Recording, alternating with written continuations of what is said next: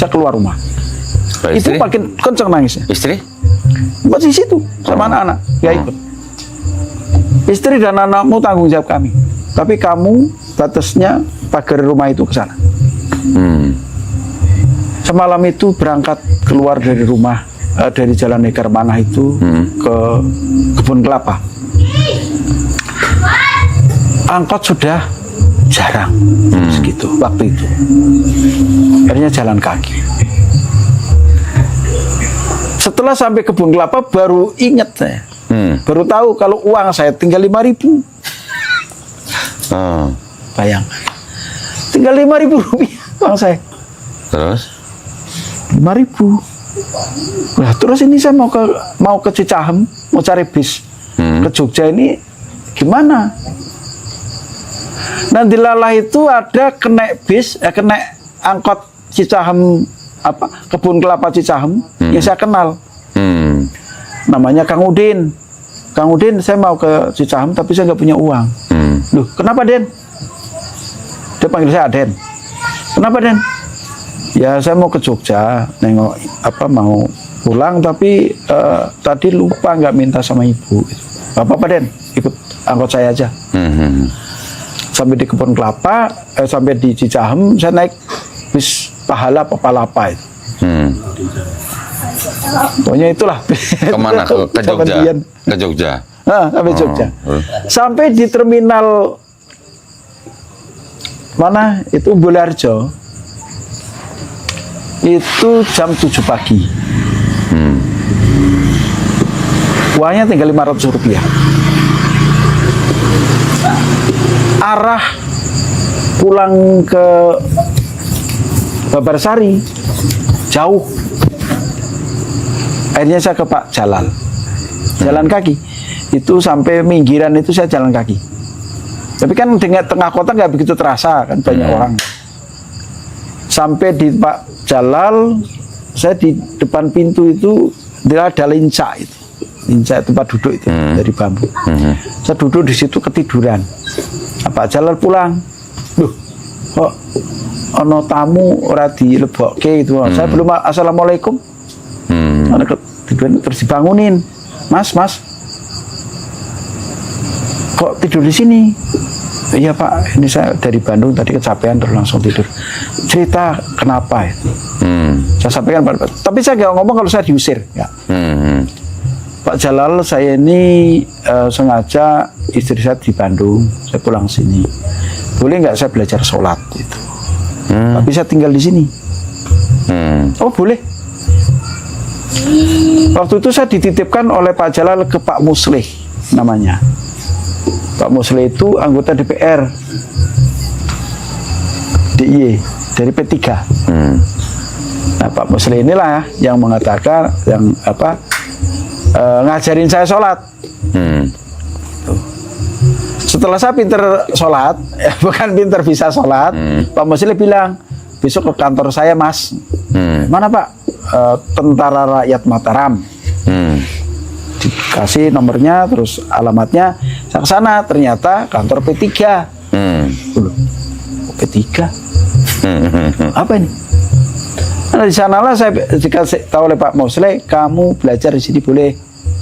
Pikir saya P3 gambarnya Ka'bah. Wah, mesti capek banget nih. Belajar agama itu. Ternyata tidak begitu. Tidak begitu. Akhirnya saya kembali ke lagi Pak Jalal. Terus istri saya pulang dari Bandung. Dari Bandung. Ke Jogja. Karena saya nggak pulang ke sana itu karena nggak punya kunci. Pulang ke Babarsari, ke rumah misi itu.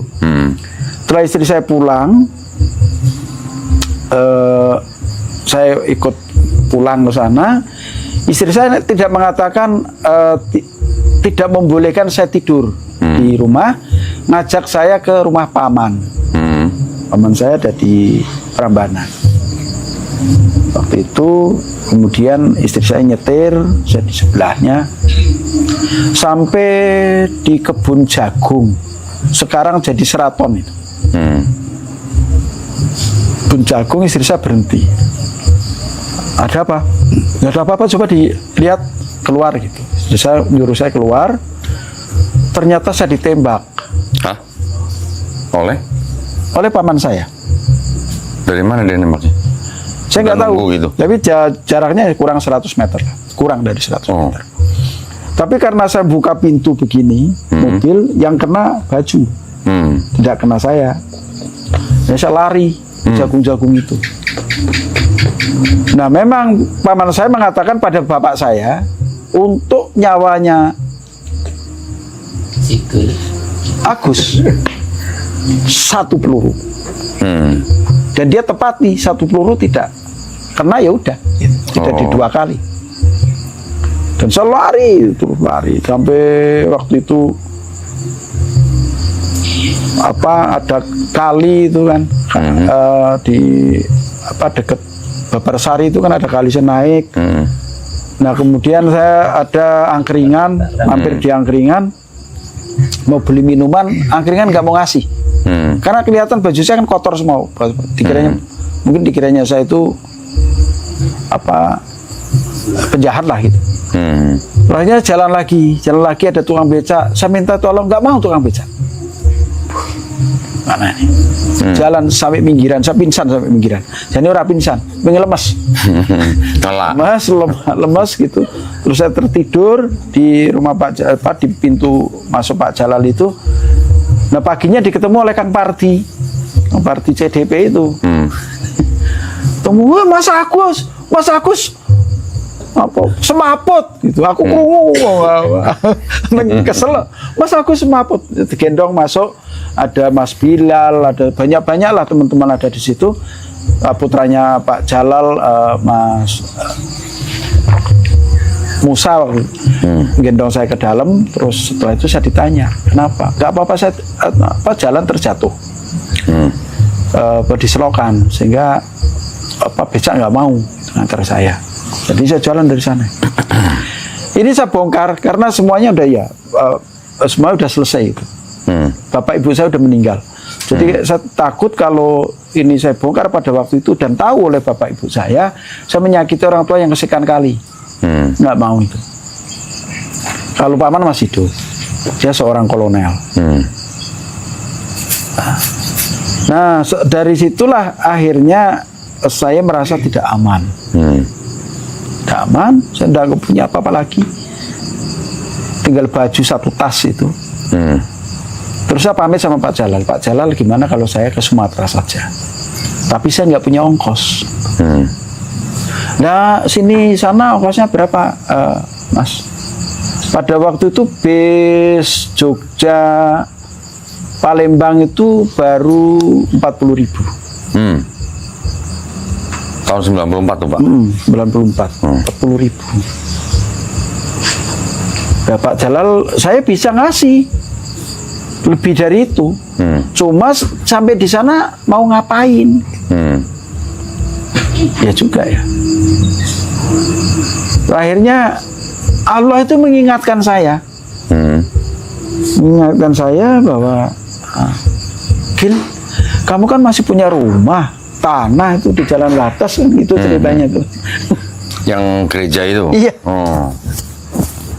Sertifikatnya kan ada pada kamu, ngapain nggak kamu jual untuk ongkos? Gitu kata bisikan saya itu dari Allah kayak.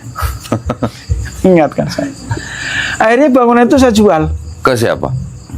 Ke siapa? Ke Pak Jalal. Oh, ke Pak Jalal. Nah, Pak Jalal, saya bilang, Pak Jalal, saya punya rumah mau saya jual. Berapa harganya? Tanahnya 300 meter, Pak Jalal mau bayar berapa terserah. Pada waktu itu di situ per meter sekitar 150.000. Ternyata Pak Jalal cuma punya uang 4 juta. Uangku cuma 4 juta, Mas. Cuma 2,5 juta Pak Jalal punya uang. Kemudian Pak Jalal minta uang ke Pak Nardi, almarhum, untuk nambahi 4 juta. Karena Pak Nardi dikasih, saya dapat uang 4 juta dari Pak Nardi sama Pak Jalal. Nah, Pak Nardi menyarankan ke Pak Jalal itu, Pak, nanti untuk rumah singgah apa gitulah namanya Pak Nardi. Tapi sama Pak Jalal dikasihkan putranya Mbak Ani, sekarang ditempati oleh Mbak Ani. Saya berangkat ke Palembang dengan uang 4 juta itu. Tapi karena saya masih ingat anak saya, nah ini seorang bapak itu mesti begitu, masih balita. Uang itu saya kasihkan anak saya yang 2,5 juta. Yang 1 juta saya bawa, 1,5 juta. Di mana? Raja Basa. Kecopetan saya. Walah. Kecopetan. Tapi untungnya saya sudah beli tiket sampai Batu Raja.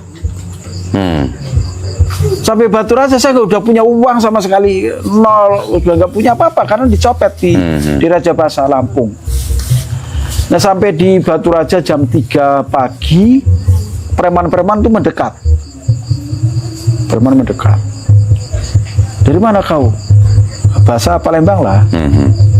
Nak kemana kau ini? Aku diem aja. Pisu caknya. Aku diem aja. Saya kan mangkel sih, wong kesel ngeleh, angkel saya bilang itu. Jangankan cuma kamu ini. Saya tuh dari Jawa ke sini dia tanggung jawab lahir batin. Saya ini anaknya orang besar. Sejak kecil saya udah punya nama. Mau apa kamu? Pergi. Preman-preman itu. Ya seorang begitu lahir kan anaknya dikasih nama kok. Pikir saya goblok banget. Satu anaknya orang besar. Sudah punya nama. Sejak kecil udah dikasih nama. Bubar. Setelah mandi jam 7 pagi, saya bingung mau kemana ya saya. Gak ada tujuan karena tujuan mau ke Palembang, duitnya udah nggak cukup. Palembang ada teman-teman kuliah saya di sana. Akhirnya saya tanya pada tukang parkir di situ, Mas, rumah Pak Lurah di sini jauh nggak ya? Lurah siapa? Dia tanya. Di sini ada 2 lurah, Lurah Karangagung, ada Lurah Bui Pemaca. Kamu cari lurah yang mana? Yang paling dekat lurah mana? Lurah Karangagung. Tapi tinggalnya di sini. Dia jadi lurah di Simpang Sano. Oh gitu ya.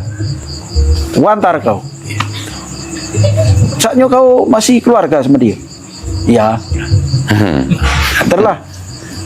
Temu Pak Lurah. Pak Lurah ini dulu pesantrennya Tebu Ireng. Namanya Madlinan.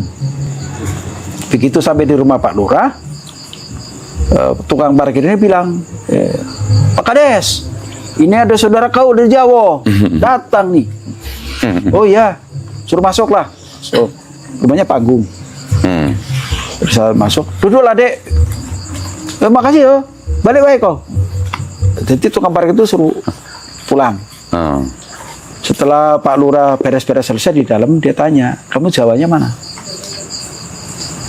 Saya dari Jogja Pak sebenarnya. Udah kesini kenapa? Saya cerita, saya itu diusir karena beda paham dengan keluarga. Duh, kenapa? Saya masuk Islam. Oh gitu, udah, kau balik ke Ibu Pertiwi. Jadi peluknya sama dia. Udah, kamu sekarang mandi, kamu ganti baju, setelah itu kamu ngobrol sama saya. Makan dulu. Itu Ayu kau sudah masak. Jadi Mbak Yu mungkin masak itu. Ayu kau sudah masak, makanlah kau. Setelah makan, saya cerita. Nah kamu mau cari kerja apa di sini? Apa saja lah Pak. Yang penting saya bisa hidup, bisa makan. Baik kalau begitu. Besok pagi kamu aku antar ke ladang. Di sana kamu bisa kerja. Nanti bagi hasil.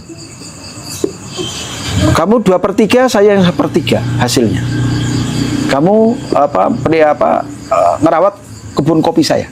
Oh, pikir saya bangga. Waduh, jadi kebun kopi ya. Ternyata perjalanannya itu 1,5 hari. Ke kebun kopi. Ke kebun kopi. Bukan di situ.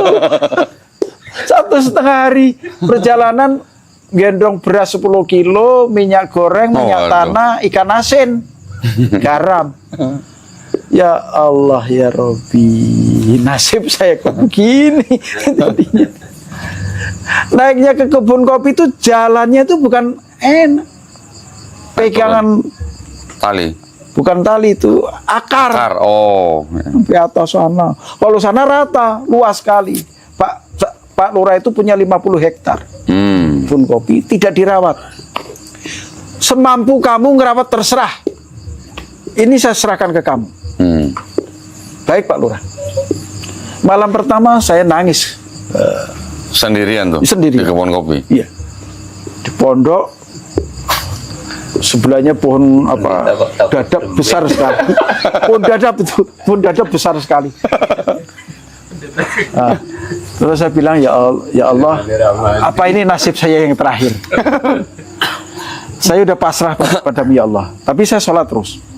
Semalam itu kalau nggak keliru saya lebih dari 40 rakaat. Oh, Masya Allah. Pokoknya kegiatannya sholat untuk menghilangkan rasa takut dan rasa galau. Sampai bengkak atau kakinya, Pak? Sholat. Habis itu minum, buat kopi, sholat lagi sampai pagi. Belum 1 minggu Pak Lurah naik. Janjinya kan saya yang suruh turun.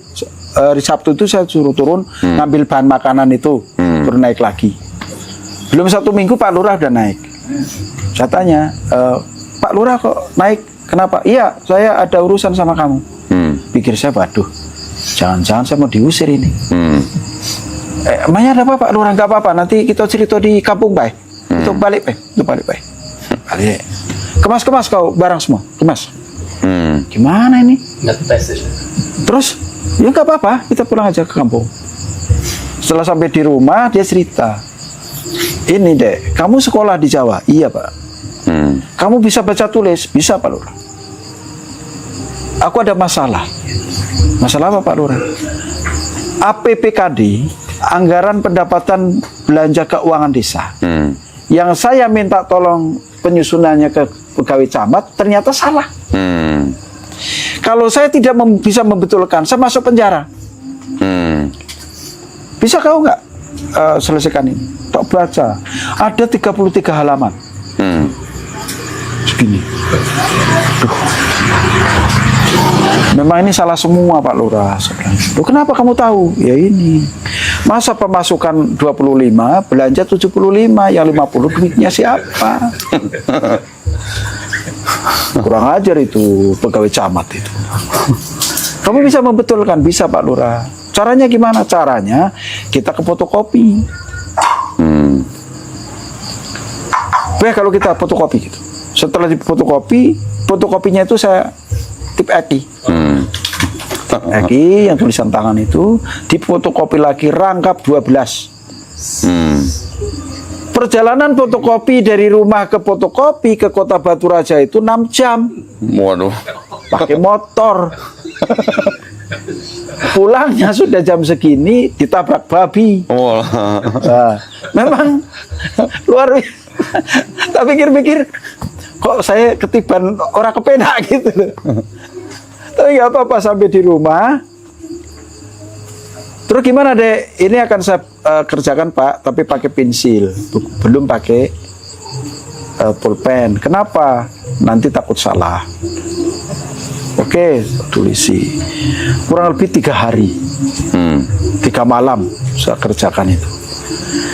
Setelah selesai, saya bilang Pak Lurah, ini udah selesai. Silakan Pak Lurah bawa ke Pak Camat. Bener apa salah? Karena kemarin yang mengatakan salah ini Pak Camat. Kalau gitu sama kamu baik. Ya enggak Pak Camat, saya kan bukan siapa-siapa. Nanti salah. Enggak, sama kamu. Ikutlah saya di luar. Pak Lurah masuk ke ruang camat. Pak Camat tanya, ini Pak Camat, udah selesai, udah saya kerjakan itu. Pak Camat tanya, ini siapa yang ngerjakan Pak Lurah? Adik saya baru pulang dari Jawa. Pak Camat tahu, nek Pak Wira duwe adik laki-laki karena dia tuh saudaranya 4 cewek semua dan dia anak pertama. Gitu. Adik ipar atau adik Pak Lurah? Enggak, adikku dari pulang dari Jawa, sekolah dia di sana. Pak Lurah, Pak Camat makin bingung. Ya sudah, suruh sini ketemu saya Pak adikmu itu. Temulah saya. Ketemu wajahku itu Pak Camat bukan tanya, kamu adiknya Pak Lurah enggak? Jawabannya tidak. Sleman Pak, Jogja. Aku Bantul. Oh alah. Bantulnya pun Pak, Pleret. Oh, sak kampung. Nah, ceritanya piye ketemu Pak Lurah? Saya cerita. Oh ya udah. Cukup. Ini besok kamu bawa ke kabak pemerintahan desa. Kabupaten. Karena kasus ini sudah ke Bawasda. Oh. Pagi-pagi saya gendong tas isinya berkas itu sudah diparap sama Pak Camat ke kabak pemerintahan desa. 6 jam lagi perjalanan. Berangkatnya subuh. Karena jangan sampai telat, sampai sana jam 9, kantor buka, harus sudah ada. Sudah ditelek sama Pak Camat, karena belum ada telepon waktu itu, ada kletak gitu. Sampai di sana, ternyata udah ditunggu sama kabak pemerintahan desa. Kabak pemerintahan desa itu teman kuliah saya. Oh alah. Dia bilang, "Pok, bukannya kamu pendeta, ngapain dia sama Pak Lurah? Ketemu di mana?" Pendeta nyasar. Kan dia di Bandung lama dia. Dia kuliahnya di Bandung lah. Oh. Dan di Bandung ya teman ngobrol, teman kuliah enggak, karena saya di Maranatha, dia di tempat lain. Tapi akrab saya, dia orang Palembang. Iya, saya bilang itu saya sekarang jadi bujangannya Pak Lurah. Ceritanya gimana ceritanya? Enggak ada cerita. Ini mau nganter ini. Ini sudah sampai Bawasda. Langsung aja Pak Lurah, saya antar ke Pak Bupati. Baik, udah pucat Pak Lurah, Pak Bupati. Zaman Pak Harto bayangkanlah mau ada bupati. Iya. Saya aja udah, waduh, jangan-jangan aku masuk penjara ini. Sampai di sana, Pak Bupati bilang, "Ada apa Pak Lurah?" "Ini Pak, ini yang ini nih." "Oh, yang Karangagung ya?" "Iya." "Simpang ya." "Ini siapa Pak Lurah?" "Adik saya." Pak Bupati itu lihat dari saya, dari atas sampai bawah. "Kamu orang Simpang? Orang Kemering apa orang Sumedang?" "Saya orang Jawa Pak." "Sudah saya duga." "Kamu pernah tinggal di Bandung?" Nah, "Ya memang rumah saya Bandung." kok tahu Pak? "Oh Bapak tahu." "Kamu ingat nggak? Saya ini mantan ajudan bapakmu. Oh alah. Amiruddin, ingat nggak?" "Oh Bang Amir, iya, adikku kamu." "Gimana ceritanya?" "Cerita kalau saya masuk Islam, diusir oleh kakak saya, Jono." "Iya." "Memang tahu saya kalau itu." "Saya dipeluk, udahlah kamu nggak usah kemana-mana, kamu adikku, di sini aja." Nah Pak Lurah nggak mau, yang nemu saya nggak bisa, saya harus pulang ke kampung. Yang nemu saya. Nah karena itu akhirnya dilalai cariknya itu berhalangan. Saya diangkat carik oleh Pak Lurah itu. Nah kalau di Jogja carik lumayan lah. Di sana carik juga harus nyangkul. Oh, gitu. Gimana carik? Berapa lama Pak jadi di sana? Nyangkul nggak makan. Berapa lama jadi di Sumatera itu? 6 tahun. 6 tahun. Terus kembali ke Nah Jogja. setelah capek, Capek. saya kembali ke sini itu karena anak saya. Oh. Anak saya kirim surat tiap hari, kirim surat. Tiap hari kirim. Waktu itu anak saya itu SD kelas 4 di Kanisius Wiro Brajan. Kirim surat tiap hari. Terus saya pulang. Setelah saya pulang, saya mengatakan pada istri saya, kalau kamu nggak mau masuk Islam, berarti anak-anak saya bawa.